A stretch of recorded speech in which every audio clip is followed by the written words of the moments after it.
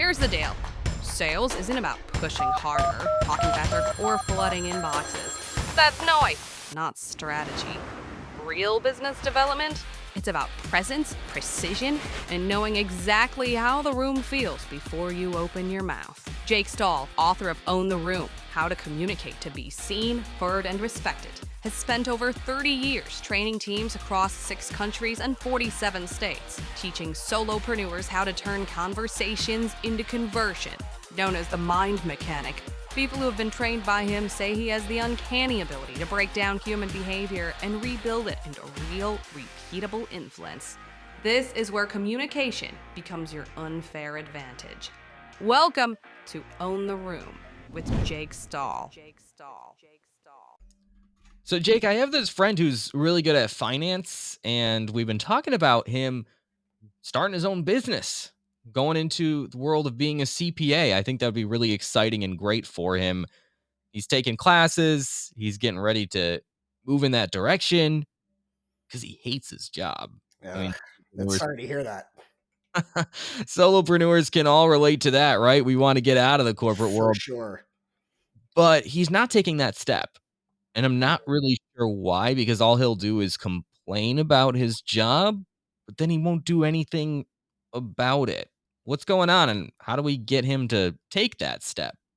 John, this is so common. And I think we all run into this with something or other. Do I switch to another phone plan? Do I switch jobs? Do I move out of my apartment, which I hate, for the new house I love, but I don't want to go through the hassle of moving? This is so common. And the reality is, John, it boils down to one pretty conclusive sentence, in that familiarity feels safer than growth. So our brain goes through some really weird things. The first is, even if we're in a bad choice, our brain has the comfort of predictability. So even a bad situation feels safer than an unknown one. True. Because your brain prioritizes certainty over improvement, because uncertainty feels like danger. So the brain just kind of goes into self-preservation mode. So your friend is probably, listen, I hate my job, but God, I got to form an LLC, and I have to get my first clients, and I have to set up my books. That's all unfamiliar terrain that all of us solopreneurs go through, right? Yeah. Oh, yeah. I've been there too. And you almost have to trick yourself into doing it. Like, you do. I'm only going to do this little bit at a time. And then you do that, and then you realize, okay, you're only like 2% of the way there, but now you're going to do the next little bit. But I think the problem is he's looking at this whole big picture and thinking there's too much to do here. Yeah. I don't even think I can take the first step. Yeah, and part of that may be, and John, this is the really scary piece of this, is that we get what's called identity lock-in. So people cling to choices that match who they've been, even when they contradict who they want to become, because those bad decisions get tied to our identity. So if we step away from a bad decision, we feel like we're stepping away from our identity. Feels contradictory, right? Your brain should go, hey, new decision, great stuff, I'm going to go. But we've made this decision over and over again. So the brain's like, hey, this is a piece of who we are. Complaining is a piece of who we are. And changing that is scary. There are chronic complainers in the world. Do you know any of those? Amen. I don't know where that comes from. Again, it becomes part of your identity. It becomes part of who you are. And it creeps in. Very few people become a complainer overnight. It's a complain a little bit today, and people say, oh, John, I agree with you. I'm sorry to feel that way. So you get positive reinforcement. And before you know it, it kind of locks into a piece of who you are. Can you positively reinforce yourself? I mean, I feel like that's what's going on in this scenario, is he's like finding all of the pieces of evidence to confirm that he shouldn't jump. I don't know if he realizes how much he hates his job, though. I feel like that's the thing. It's like he constantly talks about it, constantly complains it. I don't know if he realizes it, though. So I feel like it's almost like he's he's finding the evidence. What is that? The reticular activating system, where you always Right. Yep. find those things that confirm what Correct. you're feeling. And Yep. he's like Confirmation bias. confirmation bias and blaringly ignoring all of the very obvious evidence that says maybe I should make this jump. Yeah. Yeah. And there's a piece of this too, John, that has cognitive dissonance tied into it. So when you make another choice, what you're saying to your brain is the previous choice you made was wrong. So a lot of times people will avoid making that other choice because they don't want to endure that little piece of humility that comes from learning you were wrong. So people will stick with a bad choice just so they don't have to say, hey, I screwed up. That was really terrible. I shouldn't have decided this. By staying in a bad scenario, you're saying my choice was okay and I was right. Tell me this is what happens to politicians, because it's like, hey, I did this and actually I was right. They turn out to be wrong, but they're like, no, I was actually right. It's actually these guys or ladies who were wrong because they were the ones who did this even worse thing. I mean, is that Yes, what's going on there too? exactly right. And you'll see this, John, in relationships that go sour. Like I know a person who's in a relationship right now that is not great, but it's easier to stay in it because leaving it would admit that you were wrong to choose that person to begin with, Ooh, yeah. right? And that's Ooh, really tough. That's really tough. And in a case like that, momentum beats logic. And what I mean by that is once we start down a path, like your friend at his job, once you start down that path, inertia just takes over. And he sits there and he probably says to himself, I've already invested 10 years in this corporation. I might as well just stick with it. I mean, I've got all this time in. Why would I just start over? And so what happens is that becomes the trap door under good judgment, right? yeah. So we get into this self reinforcement of it's easier, it's safer. If I get out of it, I've made a bad decision in the beginning and I punish myself and I've already come this far. Why don't I do it? And then you get this brain muscle memory that says, I've always done this. Let's just keep doing it because it's easy and it's smooth and it's strong. I hate it, but boy, it's easy, Mm, right? wow. And we can think about that when it comes to any habit in life that's Yeah, not getting us anywhere. Health and right. wellness related, business related, financial habits. Man, you could talk about almost anything. Yeah. And, your health and wellness example is a great one, John.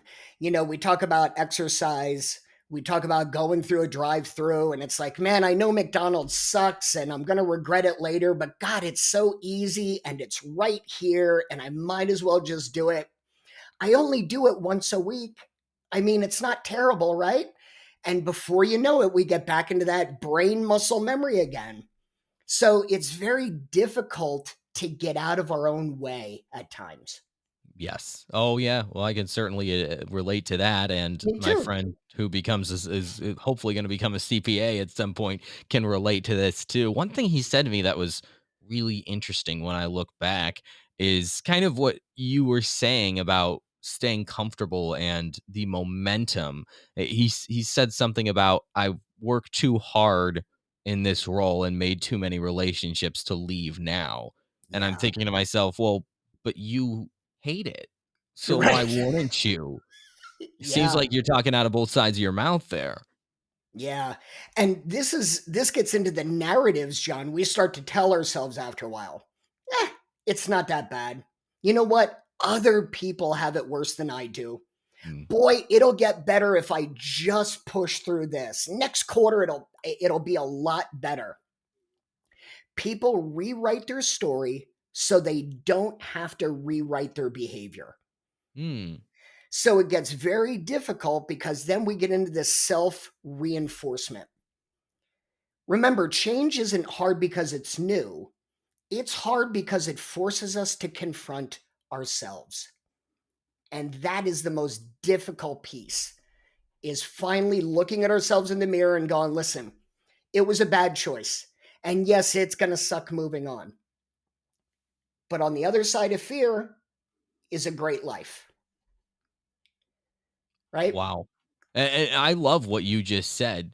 We change not our behaviors, but our stories because that's easier, Yes. right?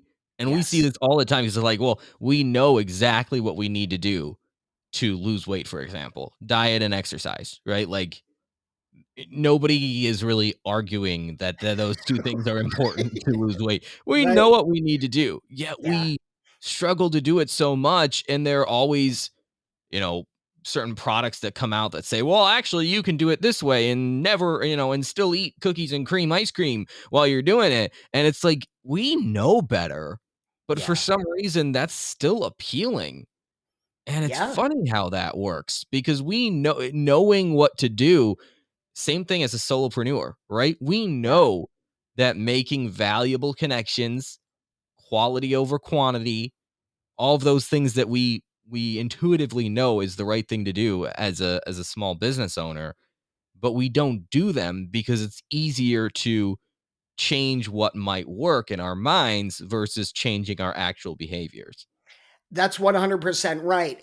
And I would challenge the listener to monitor your self dialogue and ask yourself how many times you've heard this.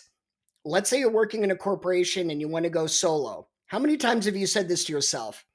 It'll get easier. I'll just break through this. At least I have a job. Hmm. How many times do you hear yourself saying that? And that's that self narrative that's keeping you from confronting your own decisions. But, John, the good news is there's ways to break out of this. And we can talk about some of these ways right now. And maybe you can take this back to your friend who wants to become a CPA. Oh, I'm definitely sending him this episode, no doubt. Cool. But I Okay. gotta touch on this one thing because you talked about this, Yeah. and I want to push back a little bit Awesome. because it was a couple weeks ago we celebrated Thanksgiving, Yes. and I think one of the most powerful ways to acknowledge gratitude is to be mindful of some of those things that we do have to be grateful for because it's Yes. true that people have it worse. That, well, Yes. my friend, he's not worried about where his next paycheck is coming from. So there is that important mindset of staying grateful. How do we then balance that with not becoming complacent because we're grateful? We want to be grateful, but we don't want to be complacent, right? Right. Well, John, there's a difference between acknowledging the now and having it limit your future. So to sit at the dinner table during Thanksgiving and say, God, I'm very thankful I have a job and that I have my health and that I have a partner and that I make a paycheck and I live here. And granted, things aren't the greatest they could be, but I'm grateful for what I do have. John, that is the best thing you can do is center yourself and be thankful for what you have. But to use that as an excuse to not grow is where it becomes the problem. Got it. Make sense? That actually makes perfect sense. They're kind of two separate things. Always Correct. be grateful, but we too often we're disguising, our complacency with gratitude. Like Yeah. we're really just saying that I don't want to grow. So, well, let me just find something to be grateful for so I can stay where I am. Yeah. And we could have a whole episode on gratitude Yeah. because that's so healthy and so wonderful. And to be grateful for where you are is truly a skill. But to use that as a reason to stay where you are is a whole different story. Okay. Love that. That's a great segue just to make that distinction, separate those things. But when it comes to getting out of this mindset, setting that internal thermometer higher, psychologically, what do we do? Because this feels overpowering when we're in the middle of something like this. It can be. And John, step one is naming the pattern out loud because clarity breaks momentum. When you articulate that pattern, like if I can just sit down and say to myself, or even say it out loud in the mirror, I keep choosing what feels familiar, not what feels right. That starts to weaken that spell. So if you wind up saying to yourself as a solopreneur or somebody who wants to be a solopreneur, At least I have a job. If you can start to catch yourself and go, oh, I'm using that as an excuse. Hmm. As soon as you start to name the spell, you start to break it. I have a friend of mine who always says, if you can name it, you can tame it. And Ooh. it really is a mnemonic that can stick in your head. So the first thing is to recognize the problem. Pardon me. The second is start to separate your identity from the behavior. And what I mean by that is we often take our behaviors as our identities. So you're not a person who chooses wrong. So if we say, if we're thinking about ourselves that if I acknowledge that I need a new job, I'm saying I did something wrong. If we can start to say you're not a person who chooses wrong, you're a person who made a choice that no longer fits. Okay. And this is part of strata, right? The classic reframe, the R in strata reframe is basically just saying you didn't do anything wrong. You just made a choice that doesn't fit for where you are now and where you want to be, Makes sense. right? We tie our identities to things so often, and it's like instead of I failed or did something in this place, it's I am a failure. I Yes. don't deserve any better. Those self narratives, it's such a slippery slope once you start down that path. Yeah. And again, John, thank you for saying the self narrative. That's another thing that if you can start recognizing it, like I do these things wrong all the time. If you can catch yourself and go, oh my God, I just did it again. As Oh soon as you yeah. can start to name it, you can tame it. Right. Cool. So once you start doing that, then you start to replace the unknown with a plan. Because fear of change is often just a fear of ambiguity, right? I don't know what I'm getting into. I don't know the process, and that scares me. So define 3 next steps. So if you're a solopreneur and you want to get new clients, let's say your biz dev has gone off track completely, and you find yourself saying, I'm terrible at this, I hate it, name the pattern out loud, separate the identity from the behavior, like we just talked about, and then make 3 steps. Over the next week, I'm going to do these 3 things to try and get my business development back on track. Because ambiguity may be scary, but strategy isn't. And as soon as you start to tell your brain, anytime you have a doubt, we're going to develop a strategy to overcome that doubt, you start to really change the way you think. And I think we can all agree as solopreneurs that a lot of times something we fear, once we get started on it, it's not as scary anymore because now we're making progress. Wow. That's the power of momentum. It is. It's amazing how there can be good and bad momentum, right? So Yep. I think that in my friend's case, his current situation, he's kind of stuck in that. Right. And he's built momentum, this bowling ball that's just picking up speed Yeah. downhill, Yep. this momentum of excuses, I guess you would say, Yep. of just inaction. I mean, action can be momentum, but inaction can also be momentum too. I'm Yeah. on my third bag of Cheetos. I got lots of momentum. I love And Cheetos. you know what I mean? But that's momentum. Yeah. So it's all about slowing down, breaking that momentum, reversing course. I think that first step has got to be the hardest, right? Yeah. And maybe a suggestion for your friend is have him fill out the paperwork to start an LLC. Just Mm, while you're at your job, just fill out that paperwork. Second is start talking to your friends and tell them, hey, listen, I'm in finance, finishing up my coursework on a CPA. Do you need a CPA? Start to build out a mini clientele and start to get things set. And third of all, start looking into the costs of what kind of income are you going to need to replace and how does that translate into number of clients you need. All this can be done while he's at his job. He can take his time getting them done. But the important thing is he's building micro wins. mm. So big change is often overwhelming, but a micro win gives the brain proof that you can do it. And there's no better example of this, John, than losing weight. People say, I want to lose weight. So they go from one day of eating junk food and not exercising to the next day becoming a vegetarian and cranking out 2 hours in the gym. And it's too much. Yeah. It's too much. It's not sustainable. Right. Where what they should be doing is if they're going to McDonald's 4 times a week, start by cutting it down to 2 times a week. And if you haven't exercised at all, start by taking a walk around the block. Micro wins to get the brain to go, hey, I can do this. Mm. Yeah. I've always heard it as, you're building a reputation with yourself. Oh my God, And that's perfect. you have an identity with yourself, right? And the important thing if you're trying to lose weight or be healthy is to reframe that mindset of I'm not a healthy person to I am a person who does these things. So that starts with small habits. So maybe those micro wins, the results of those micro wins aren't even as important as the mindsets they ingrain into your thinking patterns. That's a great observation. I would agree.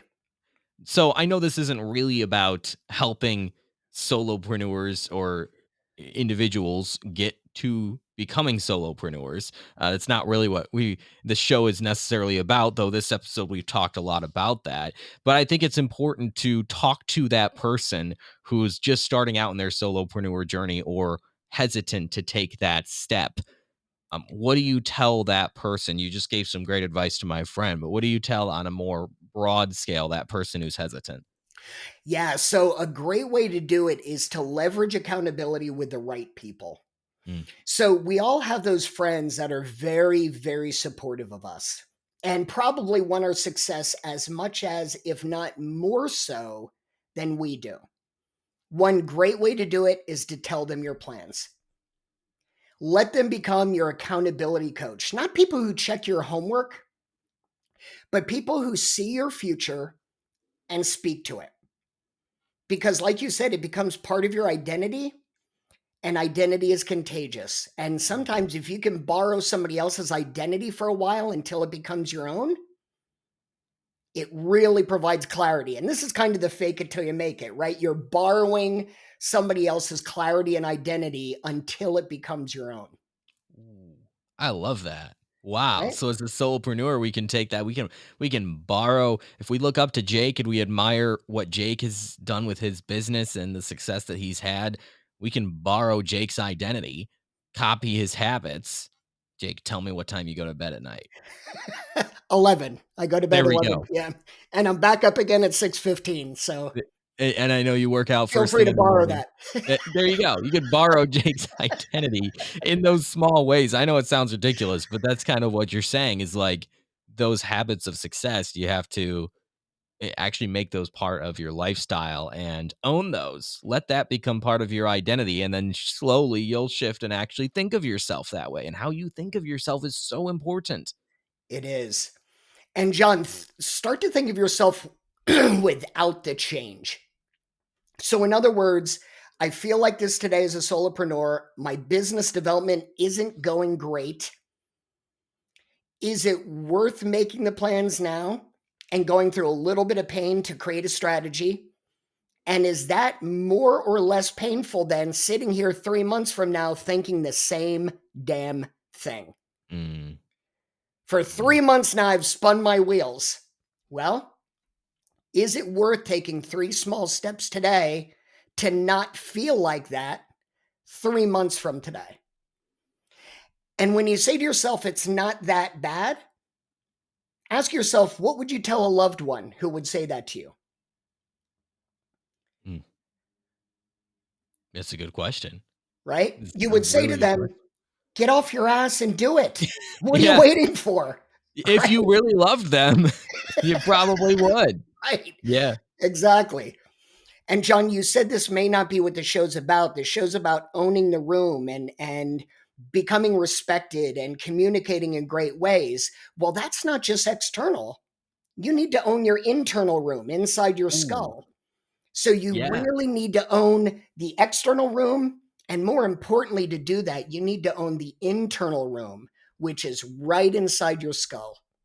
Ooh, that is such an important point that we don't often think about, and that probably comes first before Yeah. you can even own the external. It's kinda like the concept in leadership, you gotta be able to lead yourself before you lead others, Yeah. right? And that's the same thing. Own your internal room, and boy, that room can get messy in there Oh, sometimes. that room, my room gets messy a couple of times a day in there. A I'm couple? constantly cleaning and reorganizing. I haven't reached feng shui yet inside my skull, but I am working on it. So what's messier, your office or your skull? Oh, my office is clean as a whistle. My skull is a maelstrom, usually twice a day. I need to go in and do a little bit of cleanup, but Yeah, and I love what you mentioned about pain too, about that short-term pain. We actually had a phrase that I'll always remember on our shirts that we wore in the weight room on our high school football team, and it was a simple phrase that is not scientifically proven, but I think so powerful, and it said, "Pain is weakness leaving the body." ooh, I like that. And I thought to myself, "Wow, isn't that so true?" Like pain is short term, and when Yeah. you're through it to the other side, you're just a little bit less weak. That weakness is just oozing out of your body in that sweat that you're pouring into whatever you're doing. So obviously that isn't scientifically proven. I don't think biologists would agree that pain is weakness leaving the body, No, but I'm sure you get a lot of arguments there. We're going to get hate mail from all the biologists across the country. still, it's a mindset to embrace, and it's not just in the physical workout space. It's also as a solopreneur and some of those things that we all struggle with, right? And Yeah. And John, in the book that is out now that I wrote, Own the Room, How to Communicate to Be Seen, Heard, and Respected, I talk about a client I had who wanted to start her own business. And she's like, I really want to start my own consulting business. And I said, well, why don't you? And she's like, I don't want to be wrong. I don't want to be embarrassed. mm, And I said to her, so tell me which would be more painful, the pain of being wrong right now, that 5 minutes of discomfort, or sitting in your rocking chair in 15 years looking back thinking, I could have done that. yeah, And that's a she said to me, reframe. it's definitely the second one. And within a month, she had gotten herself up and running because the pain of not doing it was so catastrophic that it made it easier for her to take the first step. Wow. And sometimes you just need an external source to reframe, Yeah, and that's most of the exactly time. what you did. Yeah. Yeah. That's Reframing yourself is difficult. Yeah, that's why coaching, therapy, those things are so powerful because of that. And maybe as a solopreneur, you need some coaching or therapy. I mean, that's not a bad or weak step to take at all. It's funny, I have a degree in psychology from Syracuse. Go Orange. Go orange. And one of the things that kind of struck me when I was getting my degree was that psychologists need psychologists. Hmm. That even as a psychologist, you need a psychologist to keep your own thoughts sorted out after helping other people sort their thoughts out. And I thought, how weird is that? But then I Yeah, come to find out therapists have their own therapists and coaches have their own coaches and mentors have their own mentors. And it's like, this all makes sense. We all need that accountability coach and that person to help us reframe. What do they say? The cobbler's shoes are the ones with the holes in them. that's right. I was Yeah, just thinking that. we Yeah. often find it so difficult to do for ourselves what we do for other people. Yeah. A marketing company that I do some contracting work for, boy, their marketing sucks. I hope they're not listening right now. But their marketing sucks. It's like you'd think you'd do a better job at marketing when you're a marketing company, for crying out loud. Yeah. Yeah. I was talking with a friend not long ago and I was talking to him about an issue I was having. And I had given him a preview copy of my book. And he's like, didn't you cover this in the transfer section of your book?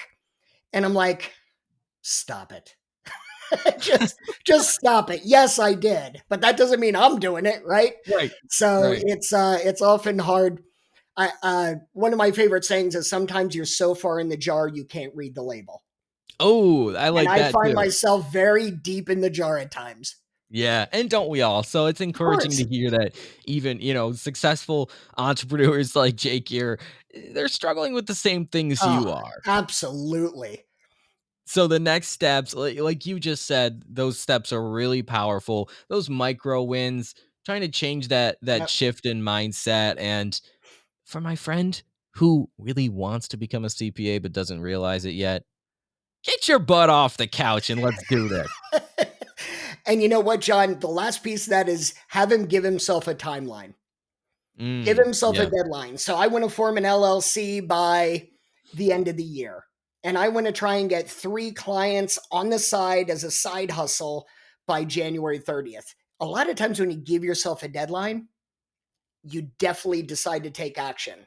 But when you say, I'll do it someday, that opposite end of that goal is so wide open. You're like, well, I said someday. It's not someday yet. Yeah. It keeps it comfortable, right? It does. Yep. Yeah. And So, this is why some people who say they want to become successful never get there because they yeah. never define success. So it's just our self-talk is so important. Yeah. Yeah, and fear of failure, don't let that hold you down. I feel like No. we're really spewing some good stuff here, Jake, today Yeah, because we you're got it. We got it going on today. yeah, and so those are the next steps. So again, to my friend, I'm gonna send this to you so you know who you are. Get your butt in order. I can say that to you because I love you, okay? I can't say that to everybody checking this out, but to you, I could say, get your butt off the couch and let's go. Absolutely. Thanks for checking out Own the Room with Jake Stahl.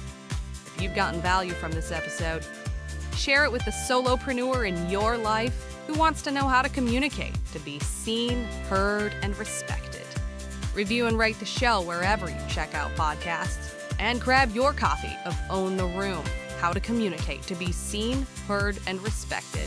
We'll catch you next week on Own the Room.